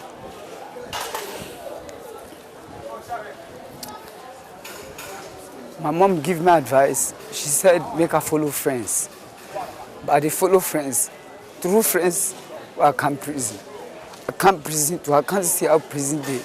I can't learn a lot of things in prison. So if I come out, I not go leave my family's in back. What they go tell me, I go obey it. And I won't touch anybody in team, because I'm not a criminal. God gave me a talent as a footballer. All my colleagues, they're reporting Razak Pimpong, Bafojan, he stopped playing ball. Ahmed Baruso, all them, me and them all wake up the same year we play course. You understand? Ibrahim Atiku, them all they know me. The time I they play course, I they play under 17. Michael Elegbe, they as babies, they play 14. You see how that thing dey. But everything we God do is fine. I don't know the reason why God bring me here. Mohammed's story would have been different if he had legal representation, especially on his first appearance in court. According to the executive director of the legal aid scheme, Mohammed and many others on detention would have been home if lawyers were available for them. When the person is not represented and the person is arraigned before court, even though the court is supposed to balance the justice of the situation before taking a decision, when the court has for you to listen to only one side, chances of having a balanced decision at that stage is also minimal. So once again, the prosecutor is the one who comes and tells the story and persuades the court that this person should and ought to be kept pending whether either investigations or trial, without a second an assistance to appraise the prosecution's claim. The judge is more likely than not to accede to the prosecution's claim and go ahead and handle the person. If there was counsel at the place, chances are that the remand would not have happened in the first place. There are a number of remand inmates who have been lucky to have been granted bail for years, but remained in the prison because of difficulties in meeting their bail conditions. Odate Lamte, a former taxi driver, is one of such inmates. He has also been on remand for 10 years. Odate has been granted bail twice, but he has not been able to meet his bail conditions, so he is still here. I was granted bail in May 2012, but I could not meet the conditions, so I remained in this prison. After some time, they relaxed the bail condition, but I still could not get anyone to sign for me. This time, I needed just one person and 300 Ghana cedis to satisfy my bail condition, but I did not get anyone to help me out. It's not the case that I don't have relatives. My parents are not alive, and my brothers, who could have done this for me, have traveled. The only person left is my younger brother, who is not qualified to sign. Lawyer Samuel Kujito has issues with some of the bail conditions. He believes some are too outrageous. Look at the facts. You can give myself recognition bail, or ask him to produce a surety for bail. And even the bail, it must be reasonable. You don't sometimes they go and bring your property so and so. What much is the amount involved that you're talking about somebody's property?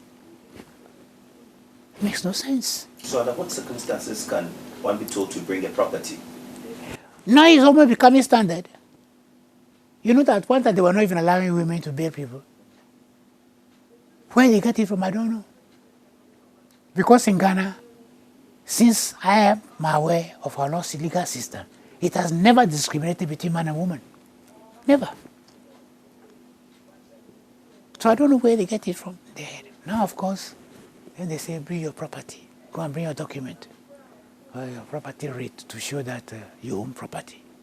No, if the person says, I am in gainful employment, this is where I am. You can find where he is to attach him in case the person does not show up. And some of the offenses are so minimal that the chances of the person saying he's running away is even remote. There are innocent people in the prisons. They have never had any criminal record. Just a traffic offense, litigation, or a mere quarrel are some of the reasons they have been arrested and remanded. They share the same cell with hardened criminals. Deputy Commissioner of Shraj, Joseph Ritao, is scared of a possible brainwash of the innocent ones. By keeping them for that period of time in remand, we've turned them into hardened criminals. Which is better? Is it not better for our courts to begin to appreciate? And of course, I do know that there is a new sentencing policy in the offing. The trial courts, especially the magistrate and circuit courts, should be encouraged to ensure that they remand only when it is very essential, so that we decongest.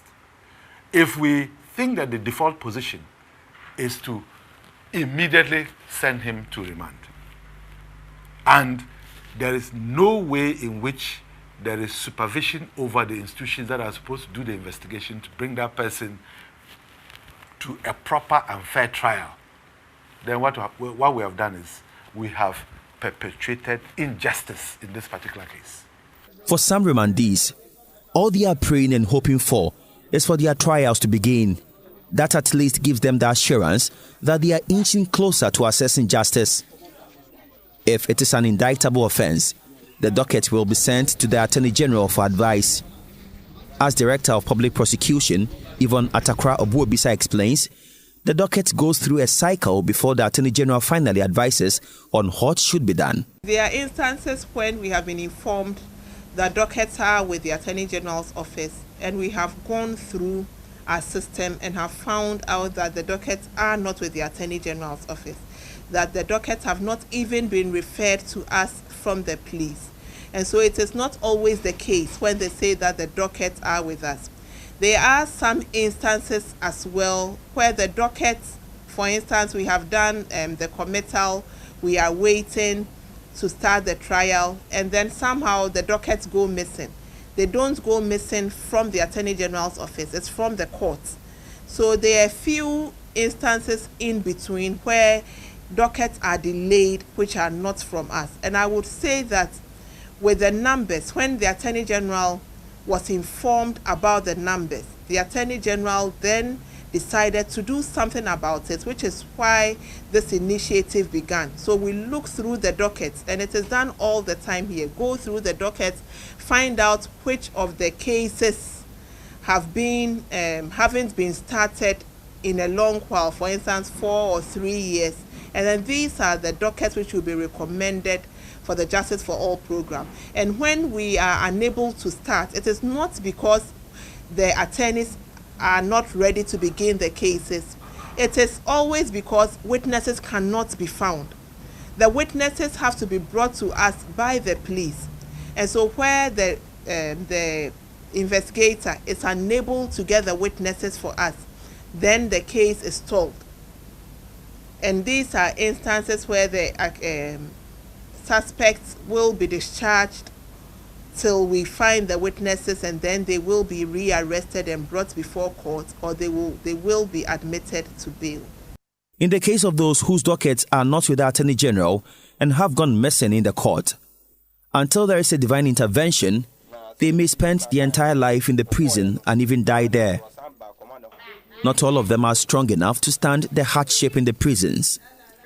Some suffer various health problems and die as a result. At least a good health care in the prison could have spared their lives. According to the United Nations, if there is inadequate food, if there is inadequate medical treatment, If there are insanitary conditions in the prisons, those are by definition cruel, inhuman and degrading treatment, and in violation of the UN Convention Against Torture, which Ghana has ratified. There are many remand inmates who are sick and fear they will die. They have not been convicted yet, so they are regarded as properties of the police. When they are sick, their investigators are supposed to pick them up to the hospital.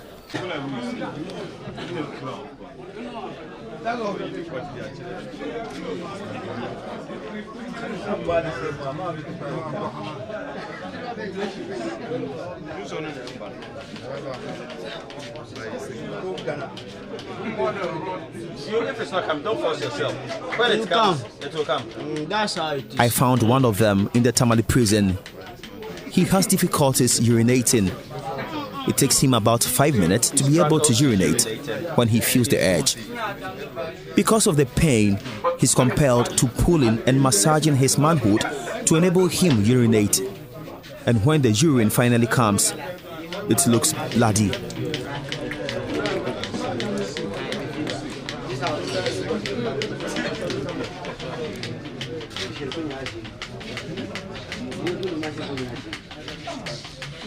There are also a number of them who have mental challenges. According to the United Nations, an estimated 450 million people worldwide suffer from mental or behavioral disorders. These disorders are especially prevalent in prison populations. Some of these inmates are here in the Tamale prisons. We are the leaders, we are force them to go and bath. So if mental man like this, if you force him, he won't agree. To that we tend to fighting. So if you are going to bath them, unless you catch them with this energy, so that they will go and bath. If you make like this, lose yourself, they wound you. We have one here, he did there. So if you go see his set, the way it smells, because if he wants to spit saliva, you made a cell like this and spit on it. So he may sleeping maybe behind somebody. That person is sleeping behind, it will smell it on him. And there is no water now. Even yesterday that the pipe crossed more way flow. So today we try and bath him. But maybe the pipe stopped more than 1 month. So we even to drink water, get water is difficult. For we are even to get and bath him. In the Sunyani prisons, officers confirm there are a number of them they have not been able to diagnose. According to the UN, many of these disorders may be present before admission to the prison and may be further exacerbated by the stress of imprisonment. At the Konfonochi Teaching Hospital, Dr. Aaron Narh, a specialist psychiatrist, adds that mental disorders may also develop during imprisonment as a consequence of prevailing conditions. If I should lock you in this, my small consulting room and office, and lock you here on a daily basis without you going out for months, years, so to speak, it will be a huge stressor on you. The same thing, the prison services, predispose our friends and family inmates too. So, and the conditions that you are exposed to, we hear stories, and I'm sure you would have observed also, those of us who had the opportunity to visit the prisons and the cells, where people urinate and defecate within the same space. They sleep on the floor, in hygienic conditions, and so on. All of these are stressful situations that would trigger severe mental illnesses in people who are there. At least 2 inmates with varying degrees of mental conditions are marched to the psychiatric unit of the Konfonochi Teaching Hospital every day. Dr. Narh insists psychiatric centers must be the home of these inmates and not the prison. He is unhappy that the state has not placed premium on helping mental patients in the prisons. That is why we need to develop the prison psychiatric services, which is actually within the specialty of forensic psychiatry, where people in this category and who must be in the penitential services are attended to. So they are not only being put away from society, but they are also getting treatment for and rehabilitated to reintegrate into society. Some of them don't need to be there. And that is the failure of our judicial system, our justice delivery system, let me put it that way, not just the judicial, our justice delivery system, where justice is delivered without consideration of some of these things. Elsewhere, there is an interface between forensic psychiatric services and the justice delivery system. So by the time that the judge makes or the jury make a pronouncement or conclusion on a person, all of these would have been taken into consideration. In a few instances, we had court orders that have helped, but it is just at the discretion of the judge. It's not institutional. It's not an institutional thing. We don't even have forensic psychiatric services developed in this country. Mental diseases are not the only medical conditions inmates in the various prisons are battling with. Many of them have skin diseases and tuberculosis. In the Sunyani Central Prison, Sergeant Swale Salifu takes me to an isolation cell where some of these sick inmates are being kept. He has been diagnosed of TB, tuberculosis. So he's here undergoing the treatment. How severe is it? Well, for now, it's better. Initially, he was diagnosed of category 2. So he took injection for 60 days. He's now on the 60 days. The first intensive phase was 60 days with the injection medicine. So he's now with the second phase. He's now under the second phase treatment. Is he the only one with that disease here? No, there are about 3. There are about 3 that we are treating currently. Tuberculosis is a contagious disease, and there are many more tuberculosis patients who are yet to be isolated from the healthy inmates. Sergeant Swale Salifu shares some fears. We are just making hay whilst the sun shines. Otherwise, this place is not enough for such cases. There are a number of them who are still at the block because this place cannot contain them. That is why it is even more difficult for us to control such diseases completely. This place is not enough for us to keep such cases. At least here in the Sunyani prison, they can boast of an isolated cell and a ward. A 34-year-old inmate lies in a bed in one of the wards here. He looks very lean and extremely pale. I am not an expert, but I can see he is gradually losing his life. Why are we not keeping him in the hospital? He has been on admission on 2 occasions. In fact, he was even transfused the first admission. The second one, he developed delirium. He was telling the nurses if they don't discharge him, he will invoke curses on them repeatedly. So they were compelled to discharge him. So he was discharged, I think, 4 days ago to this place. Is he responding to treatment or his situation is deteriorating? The situation is not getting better. At the time of filing this report, he was reported dead.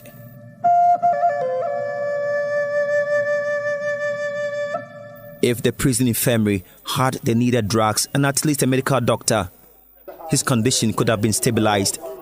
The Director General of the Ghana Prison Service, Emmanuel Ajato, says interventions to address the health needs of inmates have been activated thanks to the Ministry of Social Protection. Prior to that, we have faced serious challenges in attending to the health needs of the inmates because our facilities, the health facilities within the prisons, are not well resourced.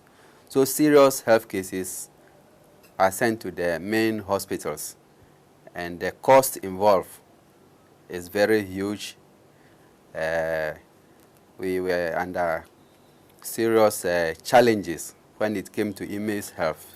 But there is nothing the health insurance can do about the harsh weather conditions in northern part of Ghana, which visit unbearable heat on inmates at the Tamale Central prisons. This has serious effects on the health of the inmate. Well, even yesterday, the heat that we feel, I would say that because of the heat, that goes send rain to what? To let air enter the room so that we too may feel this so that we may not feel the heat again. For the Northern Region Prison Commander, Assistant Controller of Prisons, Robert Awulukutu, it is only a miracle which has spared their prison from cerebral spinal meningitis outbreak because of the harsh weather condition in northern Ghana coupled with a high congestion rate in that prison. CSN has been recorded in some parts of the region, but certainly not in the prison. And I think that God knows our plight, so he has spared us that scourge. But let me say that we also try to maintain our environment. We have taught our prisoners that cleanliness is next to godliness. And so we try to keep the environment clean. When you went there, you saw that most of their belongings are outside. These things used to be kept also in their cells. That's exacerbating or increasing the congestion. But now they have brought all those things out. It has helped to minimize the impact that it could have on them.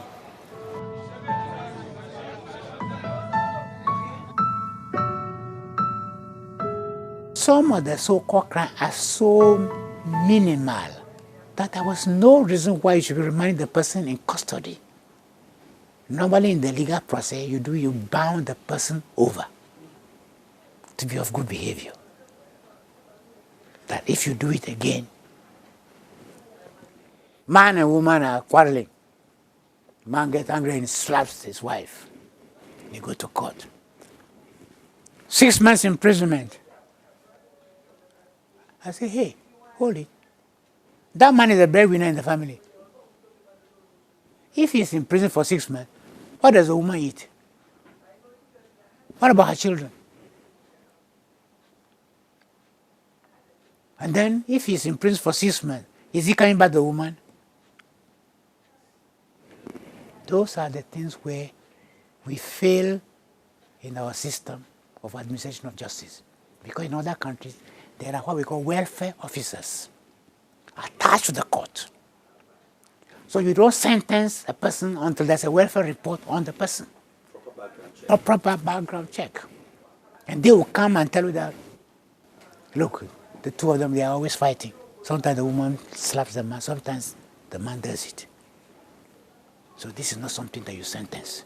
So you call them, caution the two of them, the magistrate will even caution them, and then say, okay, I ban you over to be of good behavior. Director General in charge of legal affairs admits collision between police officers and some judicial staff often lead to some of these instances. If people will say, take me to court, after all, take me to court, that means he knows what he can do in court with our prosecutors and some court clerks. I'm not blaming the judges. The judge does not receive the jackets. If they don't put the case before him or her, he cannot go and fish it from the court records room. So we are trying to say that this collision is almost always happening between our officers and the court officers. And that's a fact that has been established. Some human rights advocates believe all this would not have happened if suspects had access to lawyers even before writing their statement the very day they were arrested or invited by the police. Deputy Commissioner of Straj, Joseph Ritao, says reforms are needed to achieve this. I'm looking at a situation where paralegals should be introduced into the entry point of the criminal justice system to assist in the administration of justice. Now look at it this way.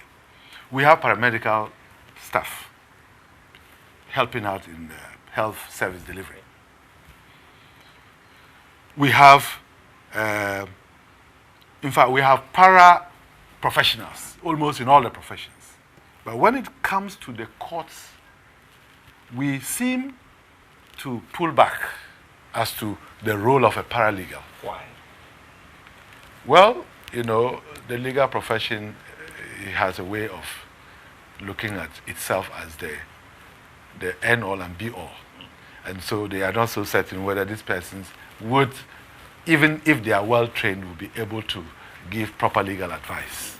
If their services are recognized in this country, paralegals will be present at every police station, educate suspects on their rights, and also guide suspects on how to write their statement so they don't implicate themselves. In Ghana, the Commonwealth Human Rights Initiative is pushing for the services of paralegals. Its regional coordinator Mina Mensah says they have gone a step further by providing legal aid and education to needy persons in police cells and their families to enable them access to justice. Mina Mensah says the activities have brought justice to a number of suspects. What we do now is twice a week, there are designated police stations that we go to. We talk to people who've been arrested, find out what brought them there, how long they've been there, whether their statements have been taken, whether they've been taken to court if they've been detained for more than 48 hours. And then we engage the police on those issues. And for a lot of our cases, at least for about 70% of our cases, we managed to get the police to grant them bail, especially if it's misdemeanors. There's been a few occasions where, for even crimes that people were charged with robbery, from discussions with the police or after discussions with the police, the charges were changed to stealing. Some of them, it's been changed to manslaughter because we engaged the police, spoke to them, and also use the criminal code. This is the law. These are the ingredients of this particular case. I'm aware that by our traditional custom in most areas like that, if you take just a tuber of yam, you are walking in the farm, you are hungry, you take that, you are not considered to be stealing. But if you uproot the whole cassava and then you are going to sell it, that is a crime. We also have to look at attitudes of state officials who are accustomed to taking actions without looking at the fact that at the center of it all, there is a rights violation which is an issue. If the case is not too serious and people are not being mischievous, I don't think they have to pack them in the prisons like that. And we also have to tell them they should stop committing crimes. Ghana has a constitution which states clearly how especially remand prisoners must be treated. Per the constitution, not a single part of their human right must be abused in any way. But from this, it is so clear the constitution is not being respected. Who will rise up and say enough is enough? Who will stand in the gap of these unfortunate ones? Never say you can never end up in any of our prisons. Never say this is their problem. If there is anything you can do to help our prisons, and especially the inmate, do it now. You don't know when you can become a victim of circumstance and end up there. This is Seth Boateng.